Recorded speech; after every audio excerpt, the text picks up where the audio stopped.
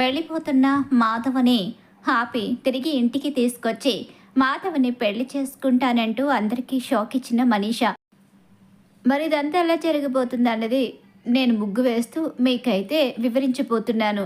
కాబట్టి వీడియోని చివరి వరకు మిస్ కాకుండా చూసేస్తే ఈ కథ అసలు ఎలా జరిగింది, మనీషాకి మాధవ్ ఎక్కడ కనిపించాడు అన్నది మీకైతే అర్థమవుతుంది. కాబట్టి చివరి వరకు మిస్ కాకుండా చూడండి. అలాగే మా వీడియోని ఇస్తే లైక్ చేయడం మాత్రం మర్చిపోకండి. ఇక ఇక్కడ చూస్తే మాధవ జాతకం విషయంలో గురూజీ అయితే చెప్పేస్తాడు. నీ జాతకం కారణంగానే ఇంటికి దరిద్రం పట్టింది అని క్లియర్గా చెప్పేస్తాడు. ఇక మాధవ్ ఎంతగానో బాధపడతాడు.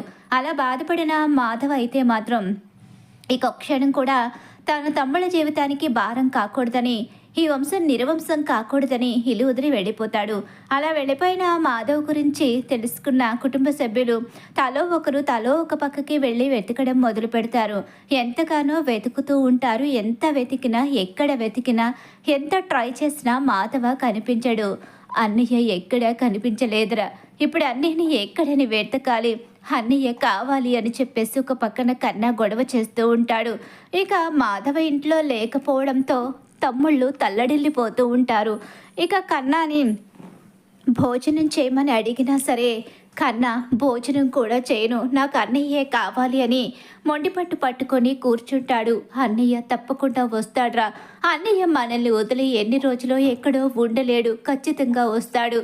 ఏమో భయంగా ఉంది, మన జీవితాలు నాశనం అయిపోతాయి, తన కారణంగా మన జీవితాల్లో సంతోషం లేదు అని చెప్పి అన్నయ్య ఇక తిరిగి రాకపోవచ్చు, అన్నయ్య ఇక మనల్ని చూడడేమో, అన్నయ్య మనకి కనిపించడేమో అని భయంగా ఉంది అంటూ ఏడుస్తూ ఉంటాడు కన్నా. అయితే అలా ఏడుస్తూ ఉండగానే ఒక పని చేయాలి, ఇక పెద్దిని ఎన్ని చోట్లని వెతికినా ఎక్కడా కనిపించడం లేదు, పోలీస్ కంప్లైంట్ ఇవ్వడం కరెక్ట్ అని అనిపిస్తుంది అని చెప్పేసి అంటూ ఉండగానే పోలీస్ కంప్లైంటా? అవునండి, పోలీస్ కంప్లైంట్ ఇస్తేనే పెద్ద ఎక్కడున్నది వాళ్ళు వెతికి తీసుకొస్తారు, లేకపోతే రేపొద్దున్న ఎలాంటి ప్రాబ్లం అయినా రావచ్చు, అప్పుడు మనందరం బాధపడాల్సిన పరిస్థితి వస్తుంది అని చెప్పేసి మహాలక్ష్మి అయితే అంటూ ఉంటుంది.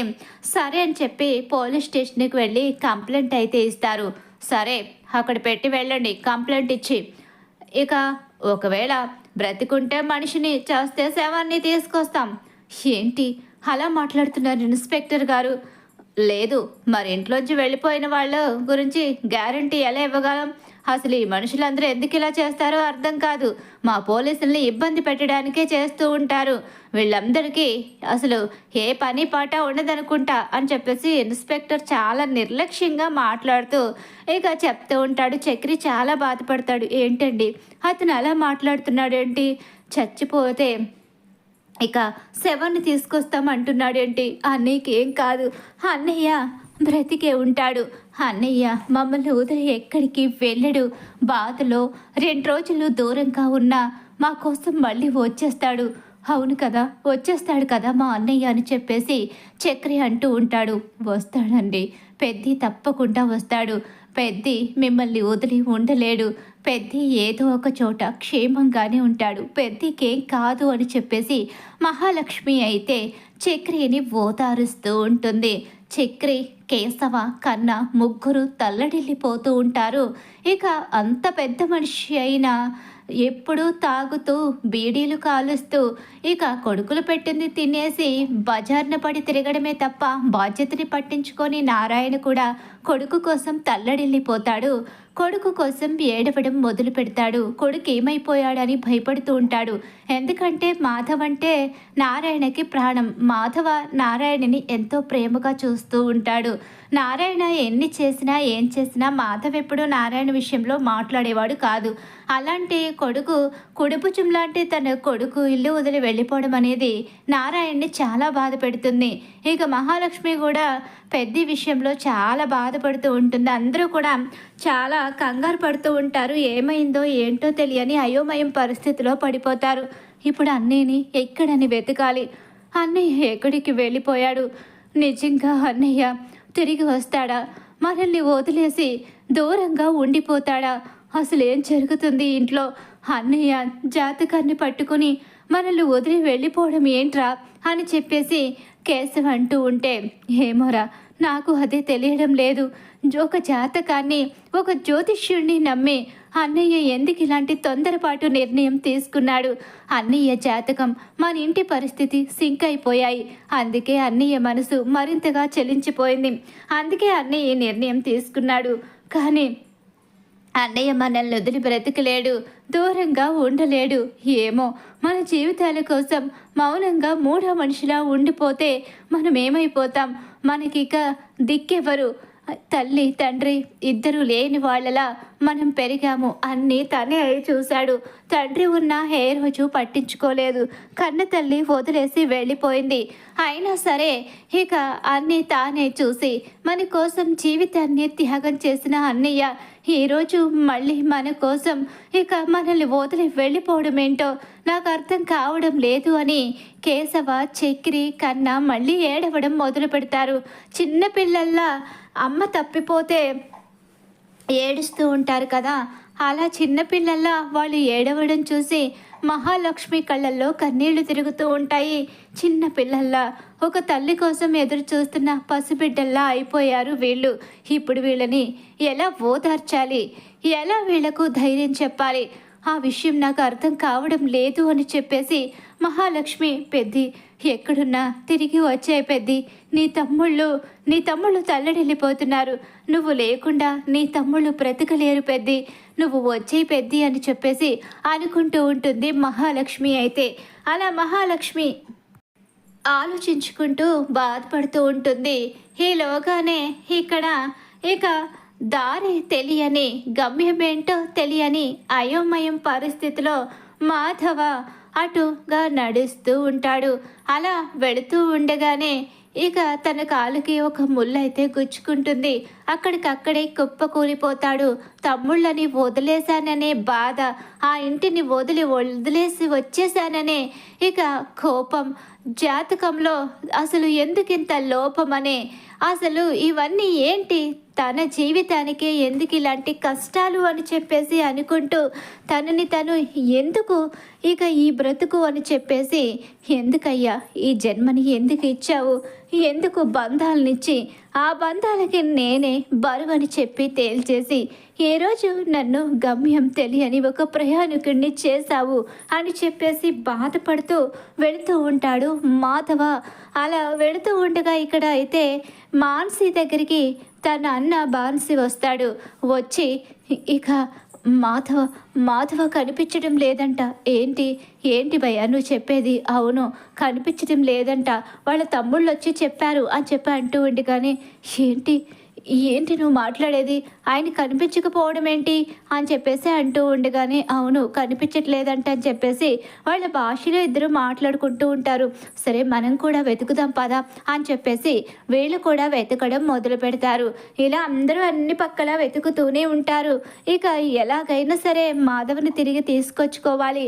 తన అన్నయ్య లేని ఆ ఇంట్లో ఒక్క క్షణం కూడా ఉండలేని ఆ తమ్ముళ్ళు కనురెప్ప కూడా వేయకుండా, కనీసం ఒక గుక్క మంచినీళ్ళు కూడా తాకుండా అన్నయ్య కోసం దిక్కులేని పక్షుల్లా తిరుగుతూ ఉంటారు. ఇక్కడ చూస్తే ఇక మానసి కూడా అదే విధంగా ప్రయత్నం చేస్తూ ఉంటుంది. మానసికి మాధవ్ అంటే చాలా అభిమానం. ఇక అభిమానంతోనే మానసి ఎంతగానో వెతుకుతూ ఉంటుంది. అలా మానసి అన్న కూడా వెతుకుతూ ఉన్న సమయంలోనే మానసికి అయితే అక్కడ ఒక చోట కూర్చొని బాధపడుతూ ఉన్న మాధవ కనిపిస్తాడు. గబగబా వెళ్ళబోతూ ఉండగా అప్పుడే లేచి వెళ్ళిపోబోతూ ఉంటాడు మాధవ. అలా వెళ్ళిపోబోతూ ఉన్న మాధవని చూసి ఇక ఒక్కసారే గబగబా పరుగులు పెడుతూ వెళ్ళి అతని చెయ్యి పట్టుకుని ఆపేస్తుంది మానసి. అయితే అలా ఆపేసరికి ఇక ఒక్కసారే వెనక్కి తిరిగి చూసుకుంటాడు. ఎందుకు నన్ను ఆపావు? నన్ను వెళ్ళిపోనివ్వు, నేను వెళ్ళాలి, నేను ఇక్కడున్నానని ఎవరికి చెప్పొద్దు అంటూ ఇక చెప్తూ ఉంటాడు మాధవ్. అయితే అలా చెప్తూ ఉండగానే ఈలోగా ఈ కథ కాదు మీరు రావాల్సిందే అంటూ ఉంటుంది. ఇక తనైతే అలా అంటూ ఉండగానే, లేదు నేను ఎక్కడికి రాను, నన్ను వదిలేయండి, నేను ఎట్టి పరిస్థితిలోని కూడా ఇక వెనక్కి వచ్చే ప్రసక్తి లేదు. నన్ను చూసినట్టు ఎక్కడా చెప్పొద్దు.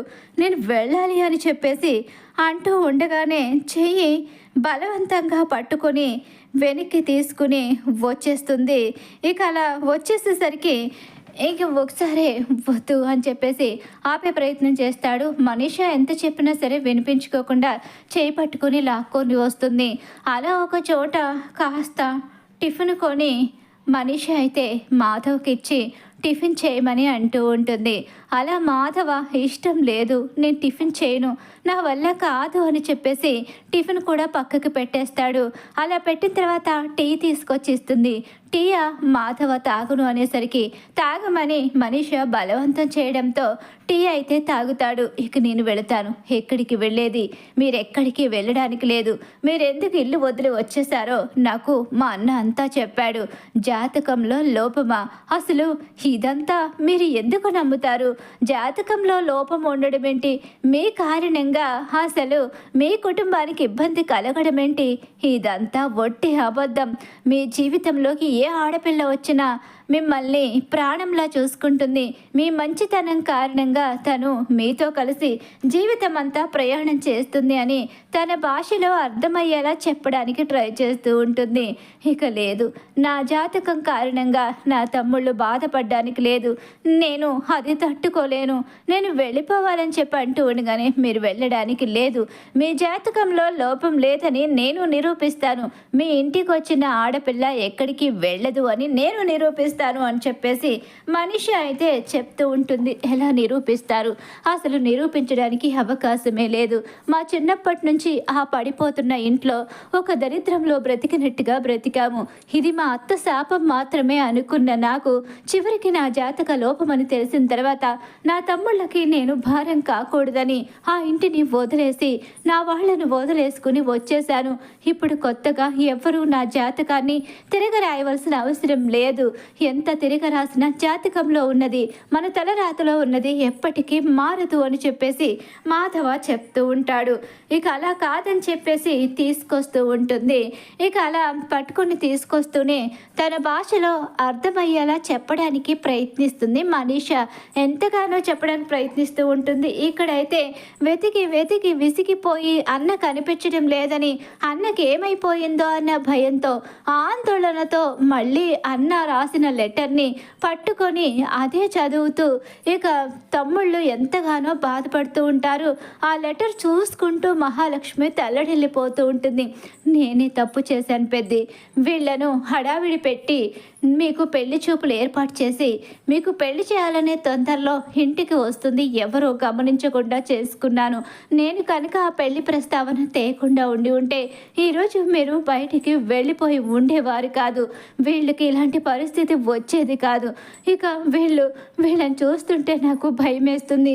మిమ్మల్ని తలుచుకుంటూ కుమిలిపోతూ వీళ్ళు ఏమైపోతారని నాకు భయంగా ఉంది.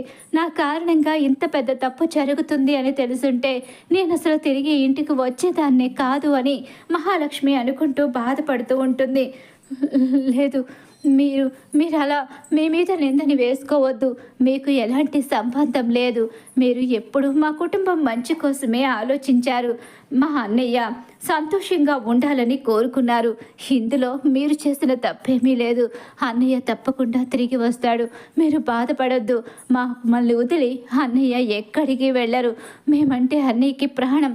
అన్నయ్య ఖచ్చితంగా వస్తాడు అని చెప్పేసి అప్పుడు మహాలక్ష్మిని ఓదార్చడం మొదలు పెడతారు. అక్కడ ముగ్గురు అన్నదమ్ములు కూడా. ఈలోగానే మనీష మాధవని తీసుకుని లోపలికైతే వస్తుంది. ఒరే ఒరే అంటూ పరిగెత్తుకుంటూ నారాయణ కూడా వస్తాడు. పెద్దోడు వచ్చేసాడ్రా అని చెప్పేసి అంటూ మాధవ్ని చూసుకున్న నారాయణ ఎంతో సంబరపడిపోతాడు. కానీ మాధవ్ పక్కన ఉన్న మనీషాని చూసి షాక్ అవుతాడు. మనీషా మాధవ్ని లోపలికి తీసుకొస్తుంది. అలా తీసుకొచ్చిన తరువాత ఒక్కసారే తమ్ముళ్ళు ముగ్గురు కూడా వెళ్ళిపోయి మాధవ్ని పట్టుకుని ఏడవడం మొదలు పెడతారు. ఎందుకన్నయ్య మమ్మల్ని వదిలి వెళ్ళిపోయావు? నువ్వు వెళ్ళిపోతే మేము తట్టుకొని బ్రతకగలమా? మేము బ్రతకలేమన్నయ్య. నువ్వు మాకు కావాలి. నువ్వు లేని జీవితాన్ని మేము ఊహించుకోలేము. తల్లి లేని మమ్మల్ని అన్నీ నువ్వే చూసుకుని ఈరోజు దిక్కులేని వాళ్ళలా వదిలేసి వెళ్ళిపోతే జాతకంలో ఏదో లోపం ఉందని నిన్ను నువ్వు శిక్షించుకుంటే మమ్మల్ని ఎవరు పట్టించుకుంటారు? మాకు ఎవరున్నారు? నువ్వు తప్ప మాకంటూ పెద్ద దిక్కు లేదు. నువ్వు మమ్మల్ని వదిలి ఇంకెప్పుడు ఎక్కడికి వెళ్ళొద్దన్నయ్య అని చెప్పేసి ఇక తమ్ముళ్ళు ముగ్గురు అన్నని పట్టుకొని తల్లడిల్లిపోతూ ఉంటారు. మనిష మనిష అసలు మా అన్నయ్య ఎక్కడ కనిపించాడు? మా అన్నయ్యని తీసుకొచ్చినందుకు మీకు చాలా థ్యాంక్స్. అవును, మా పెద్దని తిరిగి మా ఇంటికి తీసుకొచ్చినందుకు మీకు చాలా థ్యాంక్స్ అండి అని చెప్పేసి అందరూ కూడా మనీషాకి థ్యాంక్స్ చెప్తూ ఉంటారు. నాకు నాకు ఆయన వెళ్ళిపోతూ కనిపించారు. ఆయన్ని ఎంతో బలవంతంగా ఇక్కడికి తీసుకొచ్చాను. ఆయన జాతకంలో లోపం ఉందని, ఆయన ఈ కుటుంబంలో ఉండకూడదని ఎంతగానో బాధపడుతున్నారు. అసలు తిరిగి రావడానికి ఒప్పుకోలేదు. నేనే బలవంతంగా తీసుకొచ్చాను. కానీ ఇక మీదట జాగ్రత్తగా ఉండాలి అని తన భాషలో చెప్తూ ఉంటుంది. అసలు ఏమంటుంది తను అని చెప్పనేసరికి ఇక పెద్ది రావడానికి ఇష్టపడలేదని, అలాగే ఇక పెద్ది ఎప్పటికీ ఇక్కడ ఉంటాడో ఉండడో తెలియదు అన్నట్టుగా తను చెప్తుంది అనేసరికి, లేదు మా అన్నయ్యని ఎక్కడికి వెళ్ళనివ్వం. మా అన్నయ్య కాళ్ళ మీద పడైనా సరే మేము మా అన్నయ్యని ఇక్కడ ఆపేస్తాము. మా అన్నయ్య ఎక్కడికి వెళ్ళడు. మమ్మల్ని వదిలి ఇంకెప్పుడు మా అన్నయ్య అసలు ఎక్కడికి వెళ్ళే ప్రసక్తే లేదు అని చెప్పేసి తమ్ముళ్ళు ముగ్గురు అన్నయ్యని గట్టిగా పట్టుకుంటారు. ఇక మనిషి అయితే ఎక్కడికి వెళ్ళరు. ఆయన జాతకంలో లోపం ఉందనే కదా ఆయన ఇల్లు వదిలి వెళ్ళిపోవాలి అనుకున్నారు. అవును, జాతకంలో లోపం ఉందని అదిగో ఎవరో ఆ గురూజీ వచ్చి ఆ గురూజీ చెప్పడం కారణంగానే అన్నయ్య తన కారణంగా మాకు ఇబ్బంది కలగకూడదని ఇల్లు వదిలి వెళ్ళిపోయాడు. ఇలాంటి పిచ్చి పని చేశాడు. అన్నయ్యకు జీవితంలో పెళ్ళే కాదని, పెళ్ళైన ఆ అమ్మాయి కూడా అన్నయ్యతో కలిసి ఉండదని, అన్నయ్య కారణంగా ఈ వంశం నిర్వంశం అయిపోతుందని అన్నయ్య బాధపడుతూ ఇల్లు వదిలి వెళ్ళిపోయాడు అని చెప్పేసి తమ్ముళ్ళు చెప్తూ ఉంటారు. ఆయన జాతకంలో ఎలాంటి లోపం లేదు. జాతకాలు అలాగే ఈ వేలి ముద్రలు ఇవన్నీ కూడా ఒట్టి అబద్ధాలు. జాతకాలు చెప్తామంటూ సిద్ధాంతులు వచ్చి మన జాతకంలో లేనిది ఉన్నది ఇవన్నీ చెప్పి భయపెడుతూ ఉంటారు. ఇది మీరు చూసుకుంటారు. మాలో మాకు ఇలాంటివి ఏమీ ఉండవు. ఈయన జాతకం కారణంగానే కదా ఈరోజు ఇల్లు వదిలి వెళ్ళిపోయారు. ఈయన జాతకంలో లోపం లేదు అని తెలిస్తే ఇంకెప్పుడు ఇలాంటి పని చేయరు కదా. లేదు, మా అన్నయ్య జాతకంలో ఎలాంటి లోపం లేదు. మా అన్నయ్యకు అసలు జాతకమే లేదు. మేమే తప్పు చేశామని అర్థమవుతుంది. మా అన్నయ్య ఇక నుంచి మహారాజులా ఉండాలి అని చెప్పేసి తమ్ముళ్ళు ముగ్గురు అంటూ ఉండగానే ఆయన జాతకంలో లోపం ఉండి ఆయనకు పెళ్ళి కాదని, పెళ్ళైనా వాళ్ళు వెళ్ళిపోతారని ఆయన జాతకం గురించి మీకు చెప్పారని మీరు చెప్తున్నారు. కానీ ఇప్పుడు నేను చెప్పేది కూడా వినండి. ఆయన వెళ్ళిపోతూ ఉంటే నిజంగా నాకు చాలా బాధ అనిపించింది. ఆయన్ని ఆపడానికి ఎంత ప్రయత్నించానో అది నాకు మాత్రమే తెలుసు. ఆయన కళ్ళల్లో కన్నీళ్లు చూసి నా గుండె తరుక్కుపోయింది. మీ మీద ఆయనకున్న ప్రేమ, మిమ్మల్ని వదిలేసి వెళ్ళలేని పరిస్థితి. ఆ క్షణంలో ఆయన ఏమైపోతారో, నిజంగా నేను వదిలేస్తే ఆయన బ్రతికి ఉండేవారు కూడా కాదేమో. మిమ్మల్ని వదిలి ఆయన ఒక్క క్షణం కూడా ఉండలేరు. ఈ ఇంటిని వదిలి దూరంగా ఆయన బ్రతకలేరు. ఆయన ఈ ఇంటితోనే ఆయన జీవితం అని నిర్ణయించుకున్నారు. ఈ ఇంటి కోసం, ఈ ఇంట్లో తమ్ముళ్ళ కోసం బ్రతుకుతున్న ఆయన దూరంగా వెళితే నిజంగానే ప్రాణాలు తీసుకునేవారు. మనం చూడటం ఇంకొంచెం ఆలస్యమైన ఆయన మనకి దక్కేవారు కాదు. జాతకంలో ఎలాంటి లోపం లేదు. ఆయన జీవితంలోకి వచ్చిన ఆడపిల్ల నిండు నూరేళ్ళు ఆయనతో సంతోషంగా ఉంటుందని నేను నిరూపిస్తాను. నేను ఆయన్ని పెళ్లి చేసుకుంటాను. ఆయనతో కలిసి జీవితాన్ని పంచుకుంటాను. నాలాంటి అమ్మాయిని ఆయన పెళ్లి చేసుకుంటారేమో మీరు అడగండి. ఏంటి, నిజంగా మీరు మా అన్నయ్యని పెళ్లి చేసుకుంటారా? అవును, నేను పెళ్లి చేసుకుంటాను. నేను ఆయన్ని షాదీ చేసుకుంటాను అని చెప్పేసి మనీష చెప్తూ ఉంటుంది తన భాషలో. అయితే ఒక్కసారి ఆ తమ్ముళ్ళు షాక్ అయిపోయి ఉండిపోతారు మహాలక్ష్మితో సహా. పెద్ది తను ఏదో అంటుంది పెద్ది. నువ్వేమంటావు పెద్ది? లేదు, తనని నేను పెళ్లి చేసుకోను. నా కారణంగా తన భవిష్యత్తు నాశనం అవడం నాకు ఇష్టం లేదు. మీరు అవునన్నా కాదన్నా మిమ్మల్ని నేను భర్తగా ఊహించుకుంటున్నాను. మీరు పరిచయమైన కొద్ది కాలాలకే మీ మీద నాకు ఎంతో గౌరవం, అభిమానం పెరిగాయి. మీరు చాలా మంచివారు. మీలాంటి వ్యక్తి దొరకడం మా అదృష్టం. ఇక మీతో కలిసి జీవితాన్ని పంచుకుంటాను. మీ జాతకంలో దోషం లేదని నిరూపిస్తాను. మీతో జీవితాంతం కలిసి ప్రయాణం చేస్తాను. నా ఊపిరి ఉన్నంత వరకు మీతోనే కలిసి ఉంటాను. మీ జాతకంలో లోపం ఉంది అని చెప్పిన వాళ్లకు కళ్ళు తెరిపిస్తాను అని చెప్పేసి మనీషా మాట్లాడుతూ ఉంటే ఆ తమ్ముళ్ళు ఆశ్చర్యపోతూ ఉండిపోతారు. తన అన్నయ్యకు తోడి దొరికింది, వాళ్లకు వదిన దొరికిందని ఆ కుటుంబం నారాయణతో సహా అందరూ హ్యాపీగా ఫీల్ అవుతూ ఉంటారు. ఇక అందరూ కూడా మనీషా మాటలకి చాలా సంతోషపడిపోతూ ఉంటారు. అలా మాధవకి మనీషా తోడవ్వబోతుంది. మరి ఖచ్చితంగా రాబోయే కథలో ఇలా అయితే జరగబోతుంది. ఇలా జరగాలని మీరు కోరుకుంటున్నారా? అయితే వీడియోని తప్పకుండా లైక్ చేసేయండి. అలాగే మా వీడియో కనుక మీకు నచ్చినట్లయితే హైప్ బటన్ మీద క్లిక్ చేయండి.